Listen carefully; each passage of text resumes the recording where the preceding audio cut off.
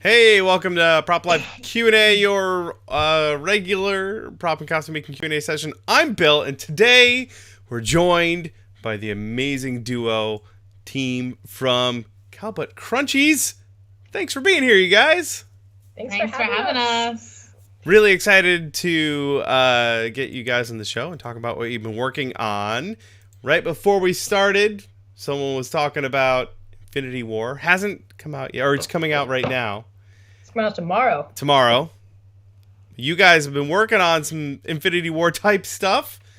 For those of you who haven't been following along, I tried to open your Instagram, but it didn't work. I'll fix it. Don't worry, everybody. and it doesn't want to work. It's broken. I broke OBS already. I've opened the wrong thing. There it is. Okay. And oh, hey, look, Cowbutt Crunchies on Instagram. I see. Are those Loki horns? Yeah. Yep. We fell madly in love with Ragnarok and have been obsessing over doing this ever since. Yeah. That's wonderful. Yeah, I think Ragnarok is at least in my top 3 of the Marvel movies. It's so good. Yeah. What's your other two? Boy, the first Iron Man is really hard to beat. And we watched the first Avengers movie again recently, and that's really good too. So I think that was my top 3. Good. Those are good. That was good. Yeah. Okay, good. What else have you guys been working on lately? We've been working on some video game stuff. Yeah, I'm making a friend of mine. We're doing costumes from the South Park game. Yeah. Yeah, so we're making like shitty Dungeons and Dragons South Park children. And it's been fun to try and make a costume that looks like an 8-year-old made it, but not like an 8-year-old made it. Struggle. But that'll be really fun to shoot. Yeah, that is fun. This weekend. So hopefully it doesn't rain. Oh yeah, that'll be sucky. Yeah. But so she's working on that. Yep. I'm meanwhile working on wigs. Yep. Like this guy back here. But then after that, we're both going to do Marvel cosplay together. Oh, that's fantastic. Get started. I've got a picture up on the screen now. I don't know what it's from. Oh, it's a Squirtle wig. That is some really sculptural hair there. That is impressive. Thank you. Yeah, I wanted to do something like really weirdly fluffy, super teased up, but also kind of in a curve. Thought it might be like an interesting shape for that, so I'm pretty pleased with that.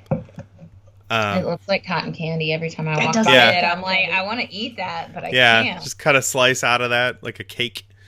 It tastes real nice, plastic in your mouth. Yeah. Delicious. I'm sure we'll get some questions later in the Q&A about wigs, so we'll dive into that in a little bit. What else do we have here? We got a bunch of links provided in the show notes. And what's this one? Whoop, loading up. It's loading. Come on, Did you break it again? Did you break it again? Twice in 5 minutes, man. This is a corset foam. What is it? It says covered in Thibra? Thibra. I say it wrong every single time. I think it's Thibra. But that's a. That's hard. I don't like that. But it doesn't matter if you like it. It's what it is. That's a thermoplastic, right? Yes. Yeah. Very similar to Warbler, but less filler. So when it's heated up, it's almost like bubble gum. You keep picking things that I have set up around my body. It's actually over here. Hey, how convenient. Look at that. Awesome. Yeah, I got a whole list of stuff here in the show notes to go over that's just really, really cool. So that one, though, was cut out of foam and then covered in the thermoplastic. So did you have like a kind of a corset pattern then, and then you use that to make the foam, and then you cover it? Right. Yeah, we made a fabric corset first so that she was the right shape, and then did you use the same? Yeah, I used the same pattern, and essentially patterned the foam out, kind of glued the foam together into a foam corset, and then covered it in the thermoplastic just so it's a little more sturdy. Yeah, that's really awesome. I see in the chat some folks are throwing some questions our way. If you guys are watching live, you want to send in a question, go to punishprops.com/live. There's a form there. You can fill out a question and it'll get sent to us. Bata Tat W wants to know why I haven't made more Destiny weapons. Haven't I made enough? I've already made a lot of Destiny weapons. Don't worry, there is a new DLC coming out. I'm sure they'll have something in there that I want to make. Holy cow! All right, what else do we have here? Let's see if I'm going to break this or not. This is okay. I know why this made it into the show notes, because it's a huge group cosplay for the Last Airbender. Oh yeah. That's our yearly nonsense group. That's the most fun costume I own, honestly. I believe every it. Time. Now this is the I can't remember the name of the group, but it's the people who play actors of the characters in the show when they recreate the story. Yeah, so the best thing about doing the Ember Island players, that's what they're called, is some people immediately know what it is and they love it. Some people kind of look at you and they're like, oh, it's a really big Avatar group, but they're all wrong. Bad. Why are they all so bad and yet so well constructed? Oh. And usually it's when they see Matt out when they do. It's so good. Yeah. That was such a great show. That's a fun group. We kind of tend to actually do a big old Avatar or a big old group every year with our friends. Yeah. We're doing this year's Avatar group is the Secret Tunnel. It's the Secret Tunnel, the band, the hippies that they meet up with. That's magical. I love it. It's gonna be great. I'm so excited. It's just really, sometimes we like to make really constructed stuff like this, and then sometimes we like to be idiots. Yeah. And do big fun groups with our friends. So it's always really fun. Yeah, that'll be a lot of fun. That does sound really fun. Something else I want to bring up here is something that is new to me, but it speaks to things that I am a fan of. It is cosplayers for cats. You want to tell me a little bit about this? Yeah. So, I guess we both kind of came up with this because, cosplay is kind of moving into a realm that's, some folks are like amazing at turning it into a business. Some folks are like really amazing at getting the monetization out of that and kind of promoting themselves that way. But to be honest, for us, like folks have asked us, are we going to do that kind of thing? And we that's not the path that we like going down. We're more about, we don't want to turn it into a business because it's all about having fun and being more of a hobby. And that's just not for us. Yeah. I already have one job. Yeah. I don't need two jobs. Don't need two jobs. So instead, what we wanted to do is, take anything that cosplay would generate, like by selling old stuff or like selling tutorials, doing Patreon. Yeah, or doing Patreon and donate it to charity. And specifically, we really like cats a lot. We've got 4 cats. The name Cowbutt Crunchies is so stupid, but it's named after our cats. Yeah. That's where that came from. And so, we put most of our stuff up for free on the internet, but anything that's not free, all of that is donated to cat rescues. And cat charities. I really like doing that shelters. a lot. And that's through your Patreon then. Yeah. So all the funds from the Patreon. There you go. Patreon.com/Cowbutt Crunchies. Folks want to help out and help out some kitty cats. Head on over there right now. I'm going to do it right now if I'm logged in. I'm going to log in and I'm going to become a patron so that I can help cats. Aww, thank you. More than just my 2 silly cats. What are their names? I must know. All right. Well, their names are their brother and sister.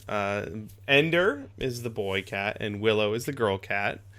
But we also call Ender Buddha Cat because he's a big fella. Uh-huh.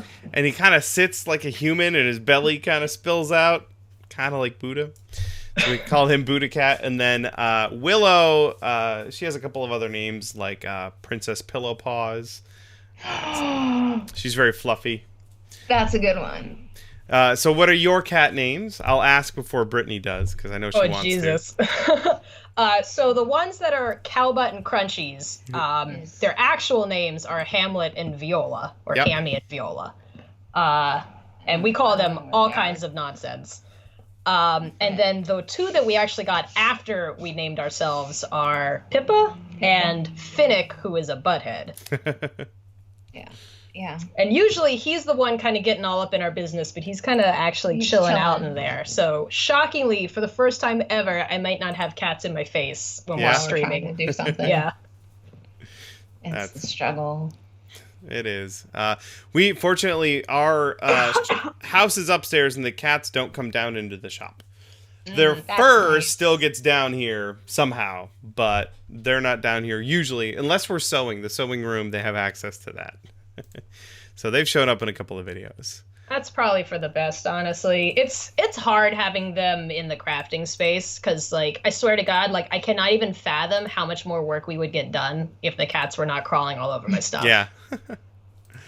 Awesome. Let me see here if we have any more things to go. Oh, you know what? I have a couple of updates I want to throw at everyone before we go into questions. So I'm going to jump into that. First, I just uploaded a video with a bunch of updates for what Punished Props is doing soon. That video will go live as soon as I'm done doing this show. But I'll give you guys the tiny version of it. The big one is that we just signed documents for a new shop space. Yay! So we're going to move out of our basement. Hooray! Yeah, we've been shopping for the last 3 months or so. We finally got one locked in. I just gave them a very large check this morning, so it's ours now. They can't take it away from us. How big is it?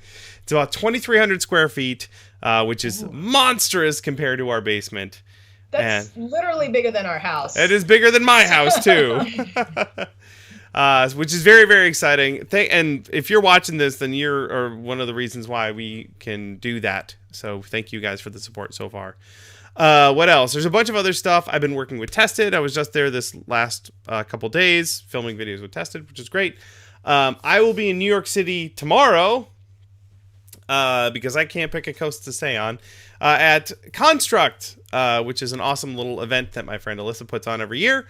Hopefully I'll see a bunch of you guys there. If you're in New York City, go to the Complete Sculptor, which is an amazing store. And I'll be doing molding and casting demos, painting demos, and panels. Yeah. That's all I can think of right now. Let me see if there's any more notes. Nope, no more notes. Awesome. Are you guys ready to take on some prop and costume making questions?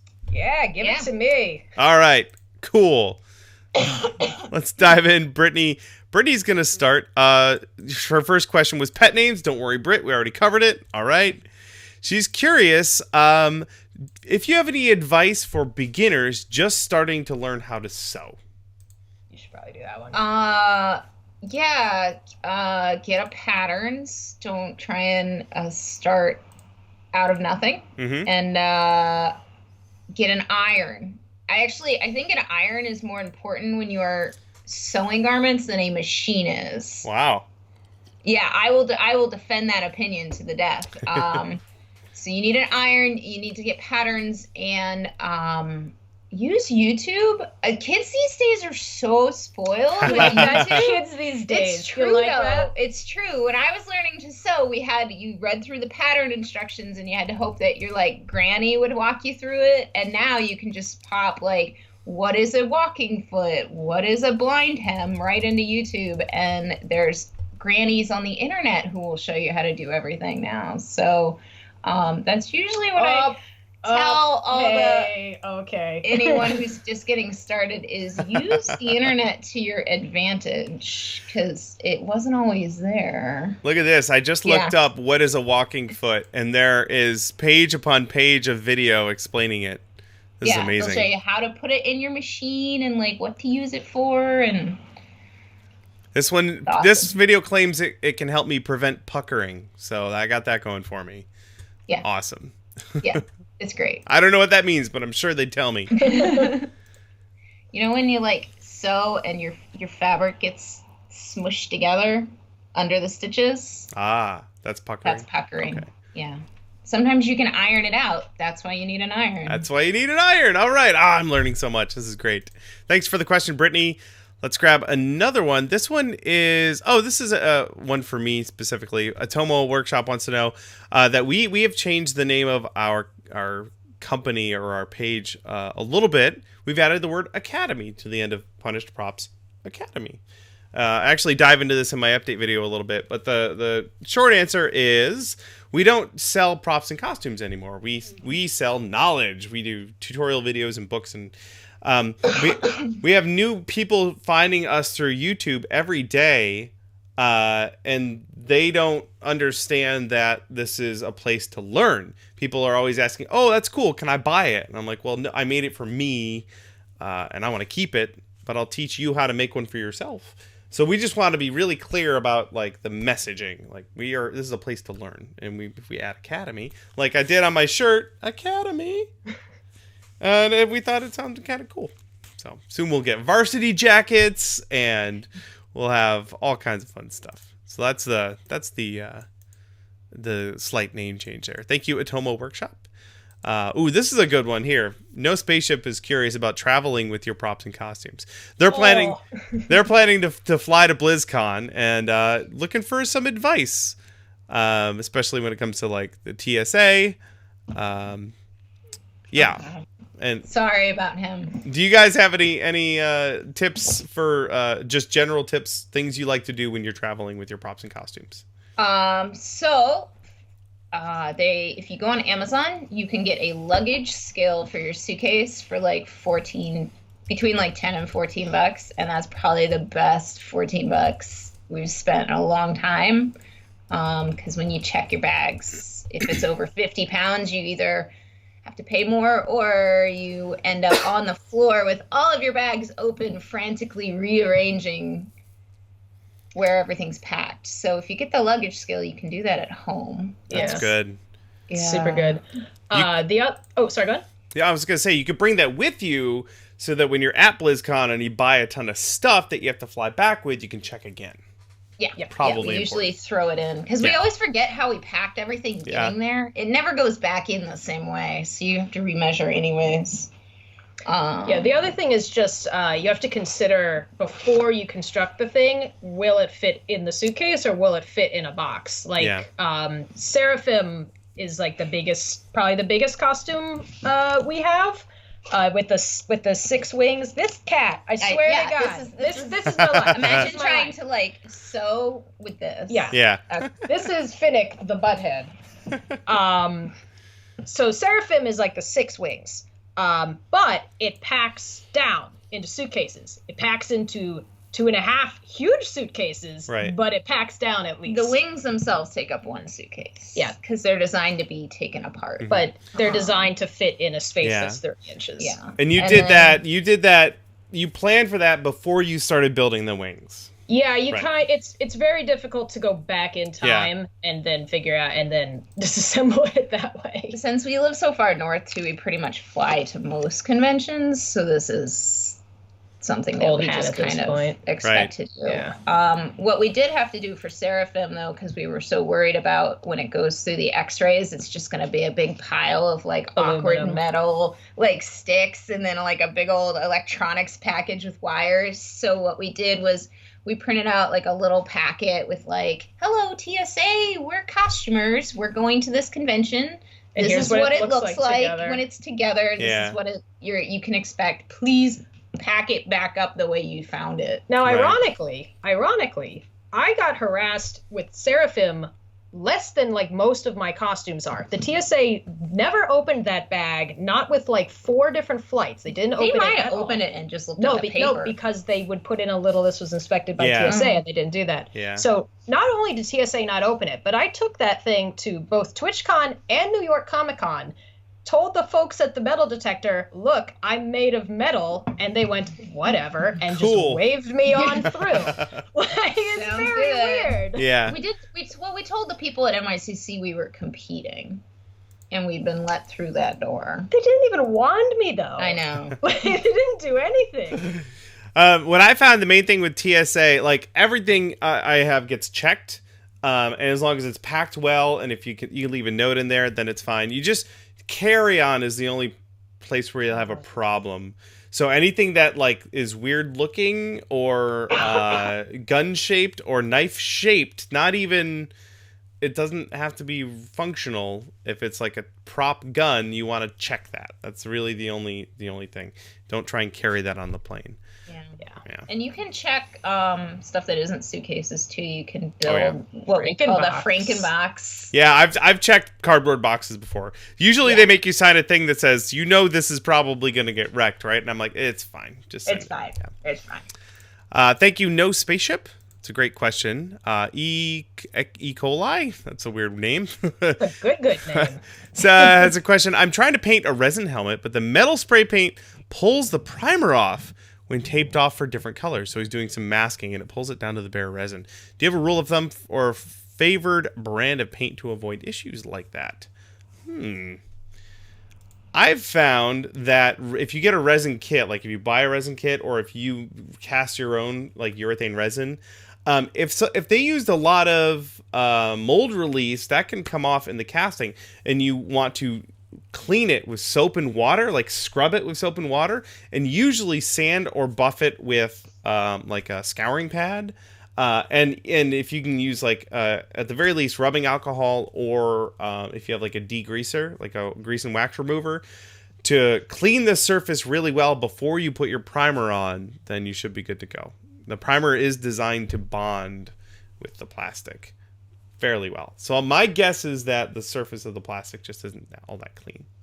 Yeah. If it's pulling off the primer, it's not the metal paint, it's the surface prep. Yeah. So we've actually had trouble getting primer to bond with fibra sometimes because it's so slick. Yeah. And what we actually did for this one is we did some enamel paint. We used an enamel base instead of like seems to be working a lot better. Primer. Yeah.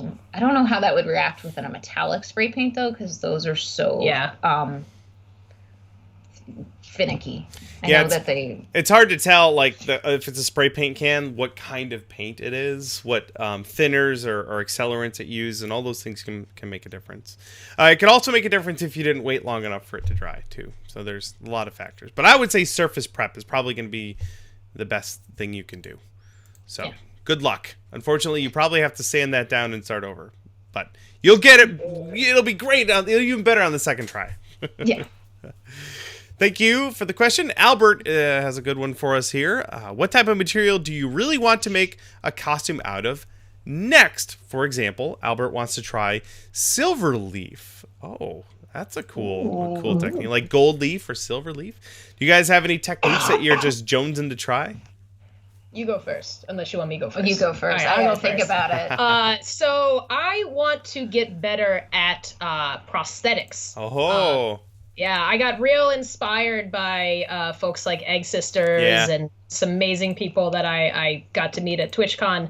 And so my next costume, I definitely want to do like large prosthetic pieces, and eventually maybe for 2019 work up to a Kerrigan maid's outfit. That is ambitious. Practice first, though. Practice first. Yeah, practice first on that one. Material that I really want to try is Goldwork. Oh yeah, that's becoming popular with a lot of the like high detail seamstresses, which is it's like a very thin coiled wire that's made out of gold, and you like kind of sew it onto the costume, and it looks all pretty and shiny and sparkly. But I gotta get my hands on some of it. Let's do it. Let's ask Rachel. That's right. Yeah. I like that you mentioned the Egg Sisters. I was laughing so much. They were at Monster Palooza, and all they have done of their troll is a foot, so they brought the foot with them. I love that foot, though. I love it. They used creature cast. They did. I grabbed a whole bunch of that for this big old tail. It's awesome. Mark, the guy that does creature cast, was there, so they got to show it off to him, which was pretty cool. Nice. Awesome. I'll tell you what I've been working on is learning CNC machining. I'm borrowing the Carvey from my buddy Joel, and I've been learning. I don't have any examples. When I was at Tested the last couple days, I brought a bunch of gun grips that I had that were wood that were carved out using a CNC mill, which was really fun and challenging. Cam is a lot of work, but I'm getting there. I feel like I'm getting there. And once I get really good at it, I'll make some tutorial videos, and it'll be awesome.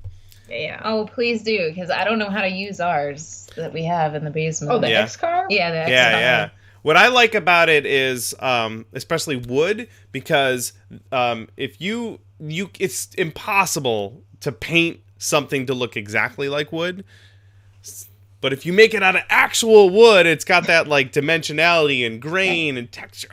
Then you wipe a polish on it, and it sparkles and it looks amazing. That's what I'm excited about. Thank you, Albert. That was a really great question. Thank you so much. Zipping Meteor says, I made a Red Hood helmet and I want to make a mold for slush casting so that the casts are see-through. What materials would you recommend? Oh, that is a challenging proposition there. Have you guys done much molding and casting? Yeah, not. Oh, wow. Not a Tell ton. the story of the. Oh, I don't want to tell that story. That's I want wanna- to. it sounds like a great story. So we've done a lot of small things, like pieces of jewelry and little details, and then we decided that we were going to sculpt, mold, and cast Rudo's headpiece from Ocarina of Time in a 2-part mold. Okay.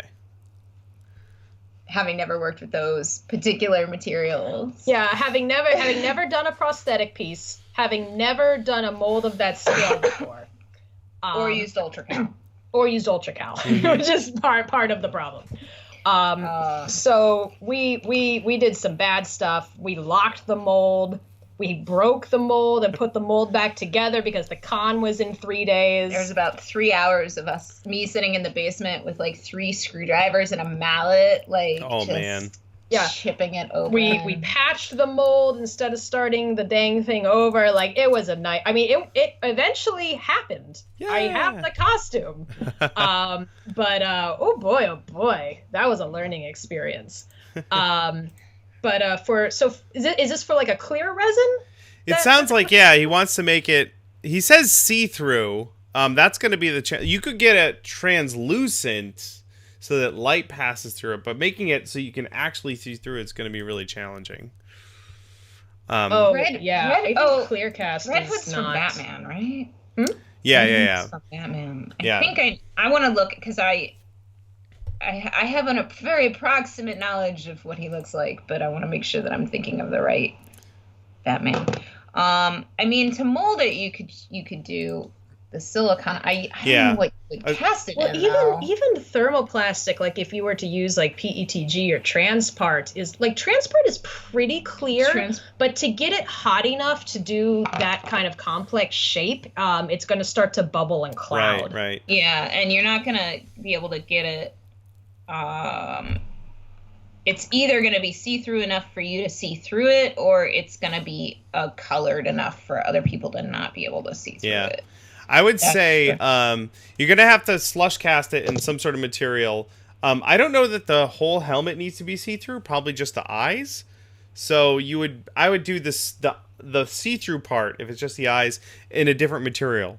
You could slush cast with any resin, like a smooth cast 65D. You could tint it red. You could slush cast the helmet and then vacuum form the eyes, the parts you need to see through. Vacuum form them out of PETG, and then you could dye them red with iodide poly, polyurethane or polyester. Oh, that's right. Iodide poly. It's iodide poly.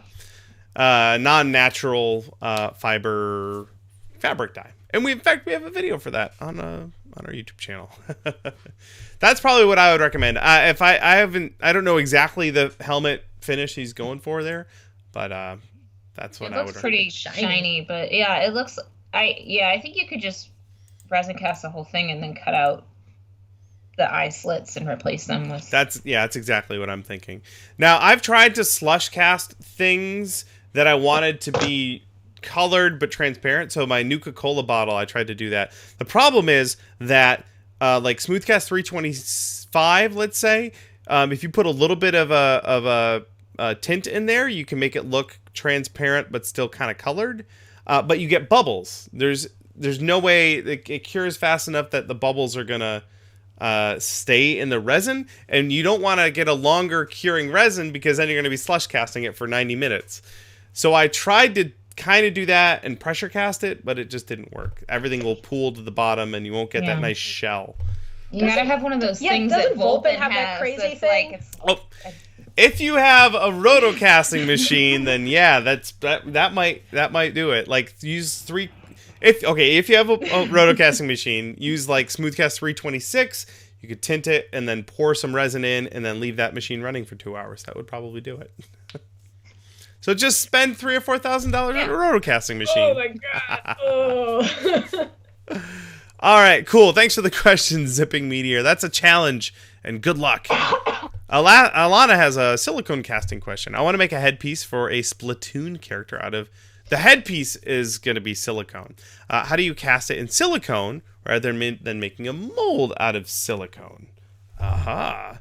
Well, you would want to... you could make the mold out of silicone. You just could? have to use a lot of mold release. Yes, you do. See, this is the mistake I did with Rudo. Yeah. I also thought, well, I can't cast this in silicone. I've got to use UltraCal and then proceed to lock my giant mold. To mold it. But apparently you can. You can. You just have to be very, very generous and careful with your mold release so that it doesn't cure to itself. So you made the mold out of a rigid material then? Yeah. I did, and it was just so large and complex that it just locked its bad self. Yeah. So. I've had the good fortune to hang out in Frank Ippolito's shop when they're making molds for Immortal masks. They do just incredible silicone masks, and the molds they make are all fiberglass. They're all epoxy and fiberglass. They use what's it called? This is all smooth-on stuff. So they'll have their master sculpt, usually out of clay, and they'll brush on a layer of EpoxAcoat, gray or red. I don't think the color matters. And then they'll 1 or 2 layers of that to get all the detail. And then they'll fill in all of any big indents with freeform air. And then they'll cover that with EpoxAmite, which is the laminating epoxy, and use fiberglass cloth in there to make the mold shell. And then you pop it out. And you got to be careful. Like you said, you can lock it together because it is a rigid mold. So be careful there. But you'll learn that if you do it wrong once. So don't worry. Never again. And then... never again. And then you can cast silicone out of your epoxy and fiberglass mold. So, and Frank says one of these days he's going to put a book out on that. So we're all waiting. We're all waiting, Frank. Good question. A lot of great questions today. Thank you, Alana. Justice says, could you guys share your divine wisdom when it comes to professional cosplay competitions? Oh, my. Now, I have not really done any competing, but I do judge costume contests. I can offer that perspective. What perspective do you guys have? So we do both. Yeah, we've done both. Actually. Just recently started getting into the competition part. Like, we kind of stopped for a long time, and then about 2 years ago, I entered again, and now I love it. So I think we want to do it like once a year, maybe. But we mostly judge. Yeah, we do a lot of judging for local competitions around New England. So, all right. So then I have a good question for you. Well, I have obviously my own set of criteria. What do you guys, what's the one thing you would say impresses you the most with a costume? Obviously, there's many things, but the one most important thing, would you say? Multiple disciplines. Good fundamentals. Yeah. Yeah. The multiple discipline thing is huge for me too. But if you're like, oh, I did sewing and I did molding and casting and I did armor, but you did all three of them mediocre. Yeah. Not as many points as the person who did an amazing sewing thing. But if you're like, oh, I did a prosthetic sculpt and molding and casting, I did all the leather work and cloth work, and I did the armor, and it all looks amazing, I'm like, that's my guy right there. Yep. But you gotta nail it. You gotta nail it. Yeah. You gotta have it's better to do one thing really well and solidly than do a whole bunch of stuff and it all kind of is half-assed in a mess. Yep. Yeah. The other thing that I would suggest, because we get this a shocking amount, is whatever you do, talk about the stuff you love about your outfit. Do not say, this looks so bad. Yeah. The As thing soon as I they don't come in like. and they're like, the thing that I really don't like about it, and I'm like, Stop talking. We have literally shushed people I'm like, before they don't told us. point it out to me because then that's all I will see. Yep. Because we've actually talking to people that we know afterwards who were about to tell us these things, and we shushed them. And then afterwards, we're like, what were you going to say? And they told us, and I was like, I didn't notice. Yeah, exactly. You are your own worst critic. Yep. That's awesome. Great question. Thank you, Justice. Let's move on here to Corium9, our buddy Corium9. What's the best or worst things Amazon has recommended you should buy? That's a great question. I'm going to log on to Amazon right now. Let's see what they're recommending me. Gray Snazaroo. I don't even know what that is. Okay, but your gray Snazaroo, that was like sea ear, the sea prosthetic ears. You know what? All in a row. Yeah, all of that was terrible but true. Those are all commonly based on my purchased search history. Homestuck props. The single worst thing that they've ever recommended. My Amazon is recommending a lot of different Dremel bits to me, which is good. But those are good. Those are fun things. To my Amazons. Once it was like, don't you want this 20-gallon like bottle of like industrial solvent? And I was like, no, yeah, I do. Okay, how do I go to recommend? Oh, my recommendations. All right, let's see what it says. It'll probably be useful stuff. Yeah, mine's pretty good. It's recommending titanium coated diamond files. I was like, awesome. But these are all buy it again. I don't know. RIT, iDye, beads, tights, an Android, shoes, sewing products, cat shit, lots of Black Panther. Oh yeah, I like all of these. Yeah, these are great. Amazon's algorithm has gotten much better. Well, these are all based on things I have purchased. Yeah. But then there's all of this Teresa stuff. We have a friend who uses our Amazon. That's always the peril of sharing your Amazon Prime with someone, is that then you get their recommendations. Let me see. We have Amazon for the business and Amazon for personal. Let me see what the personal one says. Ooh, is that a pressure cooker? Yeah, pressure cooker. All right, I can get behind that. What else? This looks like a little bonsai tree kit. That's pretty great. That's awesome. $15 for a bonsai tree kit? Sold. I'm starting a new YouTube channel, everybody. It's called Bill's Bonsai. Oh, make them like cats. Yeah. Cut them like the cats.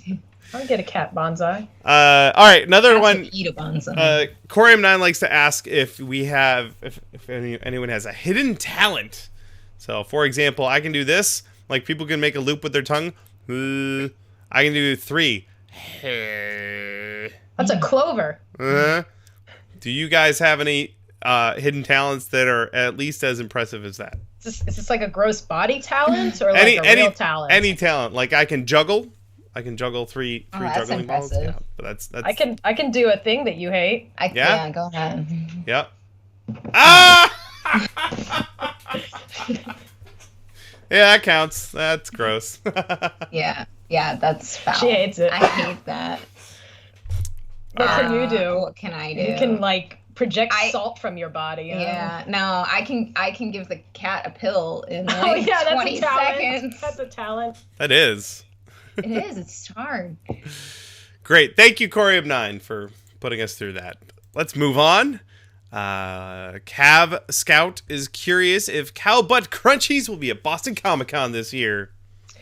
We are not only going to be there, but we are going to be judging the contest. Oh my goodness. Everyone should enter because it's the East Coast qualifier for the Fan Expo Championships. For a new championship that's going to end in Toronto this year. So everyone should come enter in it. It's going to be real fun. Also, Jeff Goldblum's going to be there. I'm really excited. We're so excited about Jeff Goldblum being there. This is Boston Comic-Con. Let's see here. August 10th through 12th at the Boston Convention and Exhibition Center. Look at that. Where's Jeff Goldblum? Celebrities. Who else is going to be there?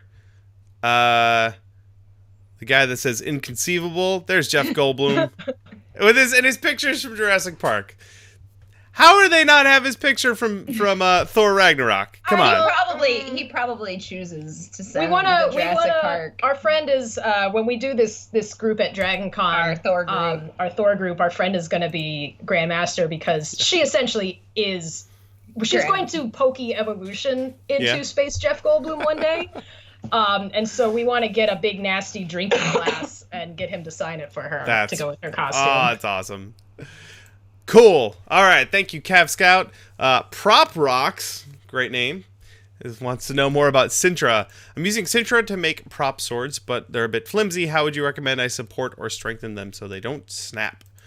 I actually made a spear from Dragon Age, and I made the bladey part of it on the end of it out of 1/4-inch Sintra. It is quite floppy. I'm not. I don't think it would survive. I've never brought it to a convention. I just hung it up on the wall. But that is a real concern if you try and make a thin blade out of Sintra.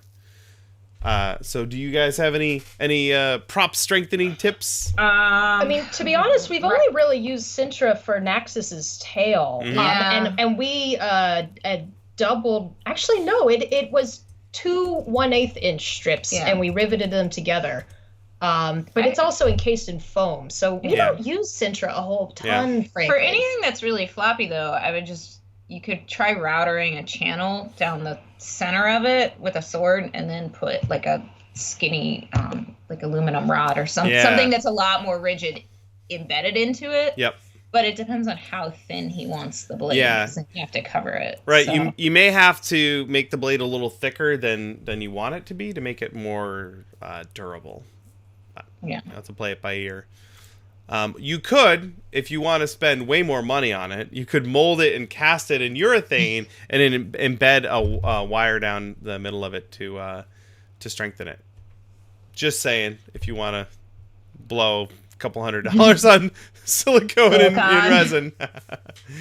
Good luck with the build there, Prop Rocks. Travis has a question. He wants to make a foam helmet. I can still see the seams after I put on this plastic dip. Do I need to add more spray? How do I make the seams invisible? You're in luck, Travis. I have a video on that. So does EvilTed. But you can fill the seams. What was that? Is the answer just sand the heck out of it? You do have to fill it. It's not like Bondo. You can't put in Bondo and sand it smooth because Bondo is rigid and the foam is not. But you can use Quick Seal, which is a caulk. I believe it's a silicone caulk. It's a silicone caulk. It's like the bathroom caulk. Yes, exactly. Quick, KWIKSEAL from the hardware store. I have a video called How to Fix and Fill Seams in Foam Props and Armor. So you can go check that out and you'll learn everything you need to know. But getting the seams as lined up as perfectly as possible when you glue them together in the first place is going to help you a lot. I see everyone in the chat using the sand emote. That's very good. He's also looking to buy a toaster oven for vacuum forming. What kind of oven would you recommend? Convection? Something else? I made one, and I just got the cheapest toaster oven they had at Goodwill. And it worked. I don't know. I wasn't very picky. Yeah, I wouldn't. Anything that you're going to potentially melt plastic all over the inside when something goes wrong, I wouldn't go and get a high-end Hunter GE convection. Man, get something cheap. So we don't have one of those, but I really want to make a hot foam oven one day. I find that would be very useful. Is that for cooking latex rubber or foam latex? Yeah. And you cannot do it in your house. No. So. Thank you for the questions, Travis. Tasmanian Nerd has a question. Just wondering what techniques, tools, or processes you use to manage your time. I use coffee. I just drink a lot of it, and then I go into light speed, and then I get a lot of work done.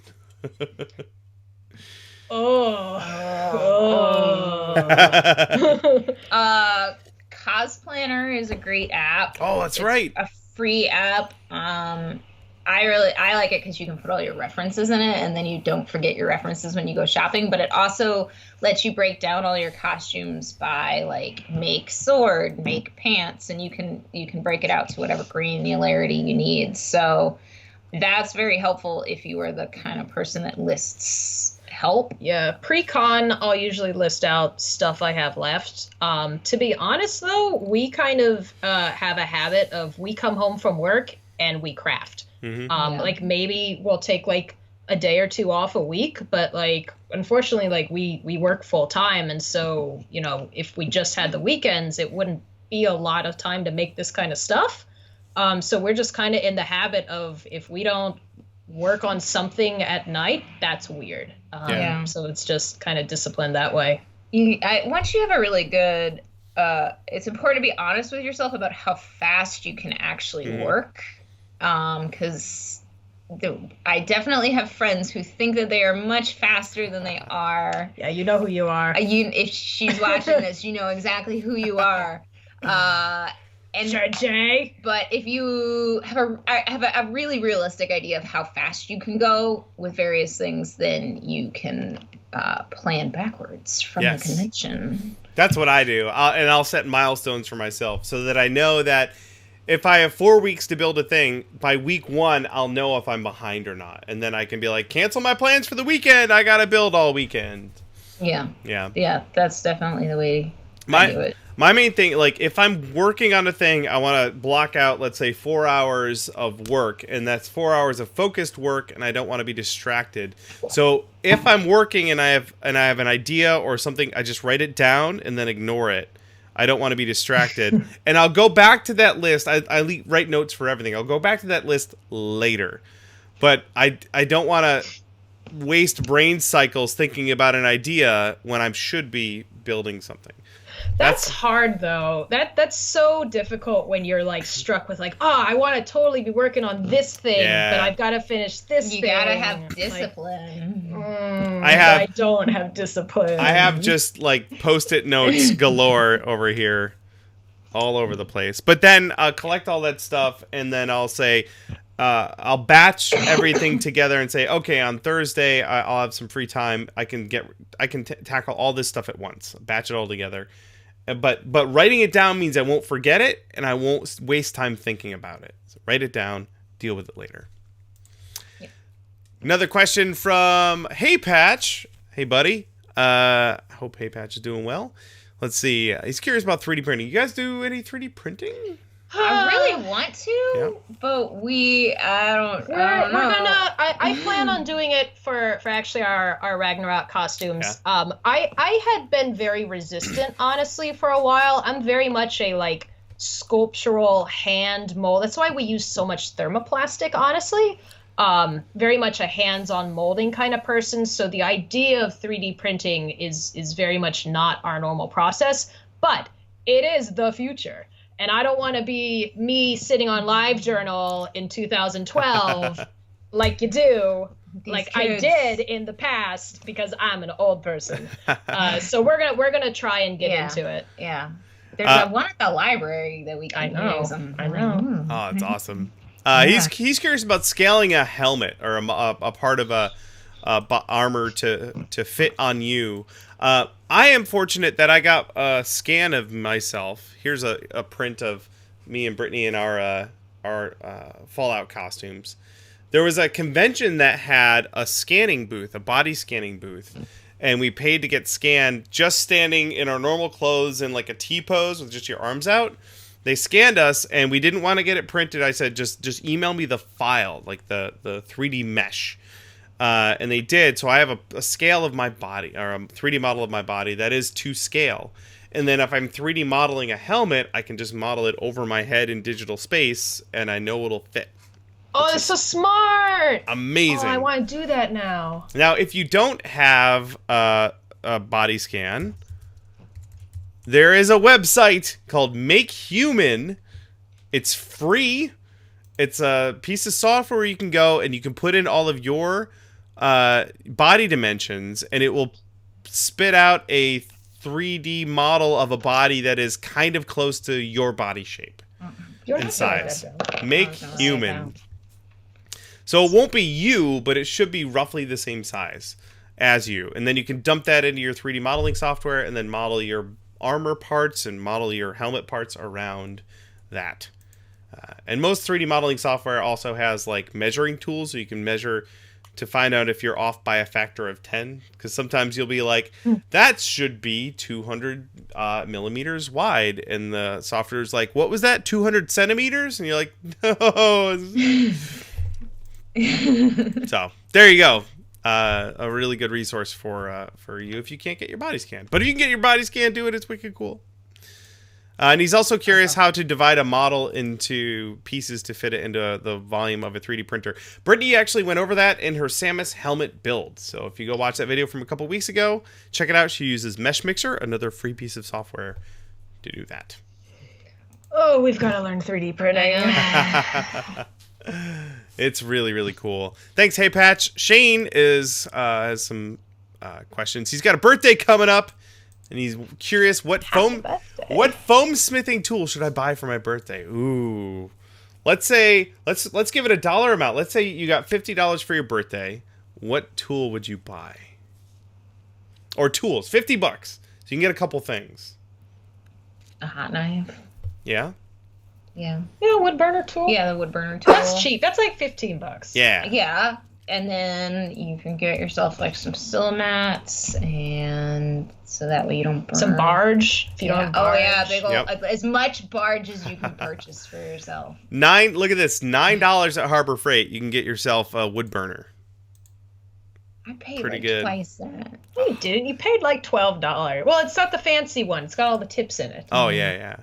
I would say some sort of rotary tool, for sure, like a Dremel. But if you go to Harbor Freight, Oh yeah. what's the cheapest one there? Let's see. Only like $55. $25. You can get yourself a rotary tool. Holy crap! This one's $10. How is it possible that you can buy a rotary tool for $10? Because it only lasts 10 minutes.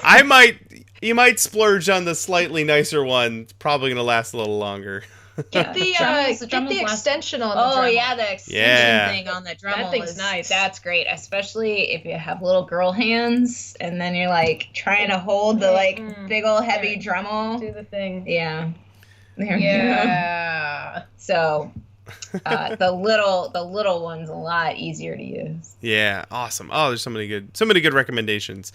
Oh, look at this. They actually have a flex shaft. It is exactly $50, but it's a flex shaft heavy duty carver grinder. A lot like the Fordham, but a lot less expensive. With a foot pedal, you can step on the foot pedal to change the speed of your thing. What?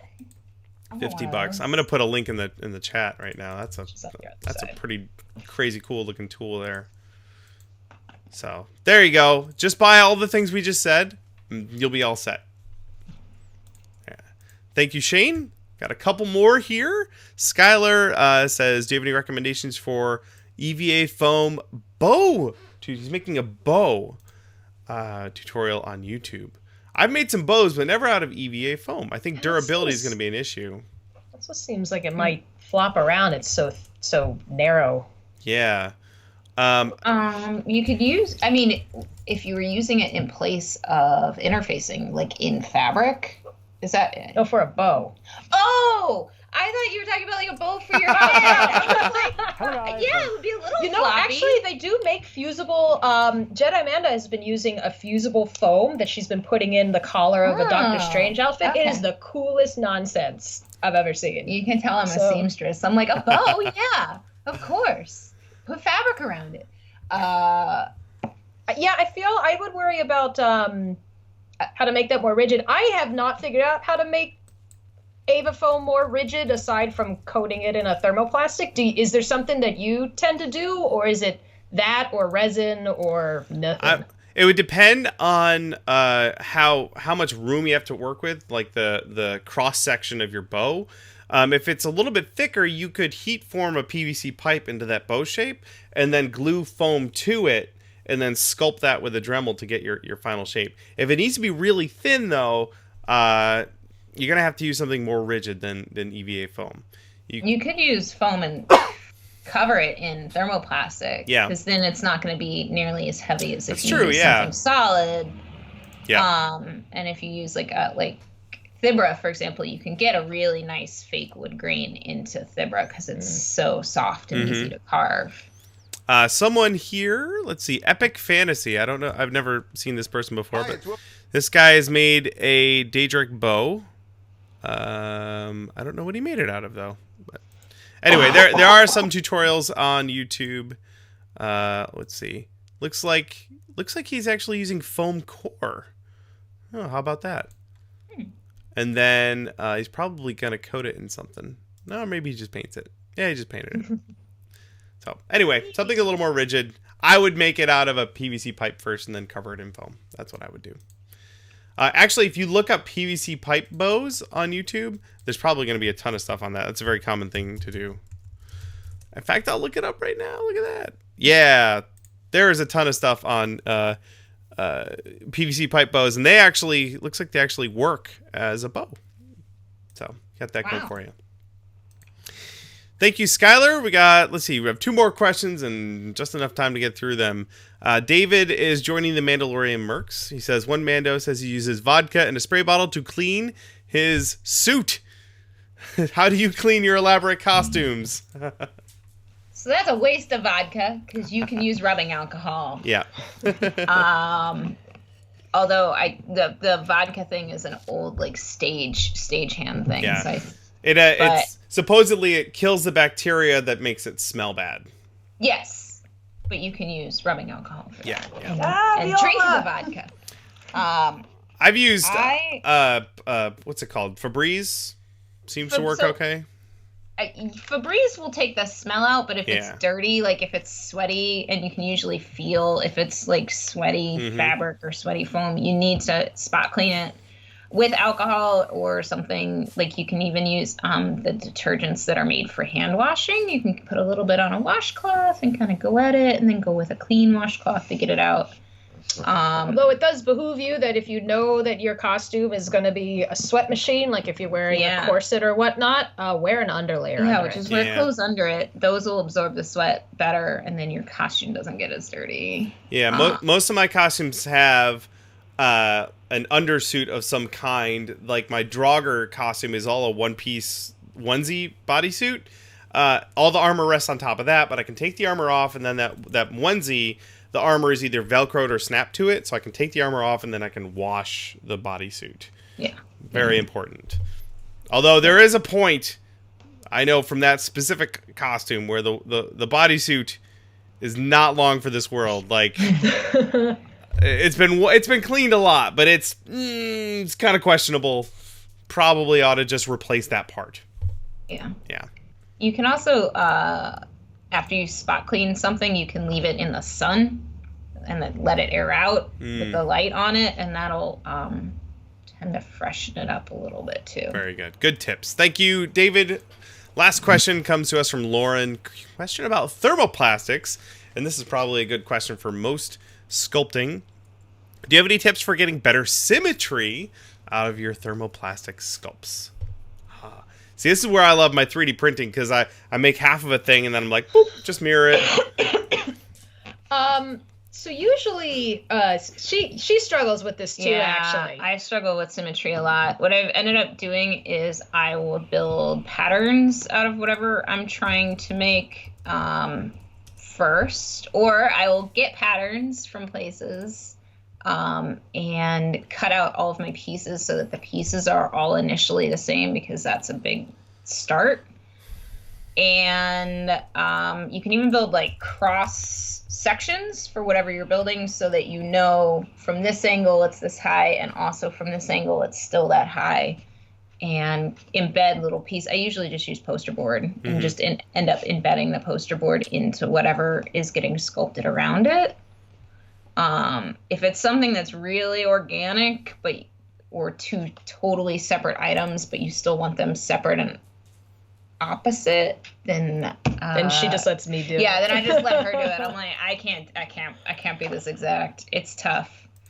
A tool that can help. is a contour gauge. It is it looks like a harmonica, but it's got a bunch of metal posts in it that can slide through it. You know those goofy things that like are a bunch of nails, and you put it on your face and it makes an impression. Yeah, it's like a two-dimensional version of that. Those. Where is it?